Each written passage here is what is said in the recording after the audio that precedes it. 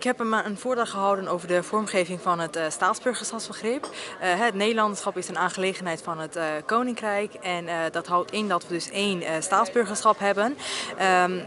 Dat staatsburgerschap is, dat heb ik tijdens mijn presentatie aangegeven, eigenlijk ogenschijnlijk uniform vormgegeven. Omdat de landen zelf veel autonomie hebben, alle landen, alle 4 landen, veel autonomie hebben in de vormgeving en de regulering van de rechten en plichten die gekoppeld zijn aan dat staatsburgerschap. Er was ook een heleboel vragen van de zaal. Wat was de meest indrukwekkende vraag vond u vandaag? Er zijn inderdaad heel veel leuke vragen, heel veel interessante vragen gesteld. Meerdere vragen raakten aan het democratisch deficit dat we eigenlijk sinds 1954 kennen. Het is een van de meest belangrijke dossiers van het constitutionele koninkrijksrecht. Dat houdt in dat als er voorstellen van rijkswetten worden behandeld binnen de Staten-Generaal, dus binnen de Tweede Kamer en de Eerste Kamer, dat de Nederlanders van Aruba, Curaçao of Sint Maarten niet politiek gerepresenteerd zijn wanneer die worden behandeld in het parlement, in het de facto parlement van het Koninkrijk.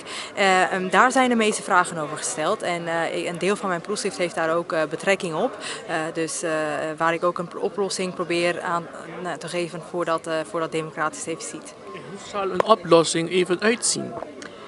Ik denk dat een van de meest belangrijke uitgangspunten bij het oplossen van het democratisch deficit is dat als er voorstellen van rijkswet worden behandeld in de Staten-Generaal, in de Tweede Kamer en in de Eerste Kamer, dat er al politieke representanten van de overzeese landen aanwezig zijn wanneer binnen de Staten-Generaal dus beraadslaagd wordt over voorstellen van rijkswet met stemrecht. Dat is een mogelijke oplossing, dat is een Franse oplossing. De Fransen hebben het op die manier opgelost voor een probleem dat wij al best wel lang hebben hier in het Koninkrijk.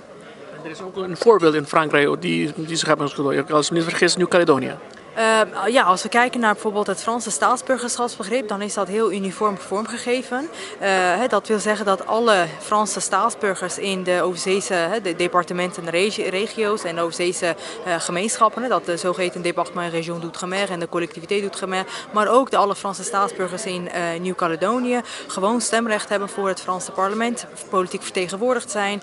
Daar met als gevolg dus dat bij de beraadslaging van bijvoorbeeld Franse wetten ook de overzeese Franse staatsburgers daar stemrecht hebben door middel van hun politieke representant.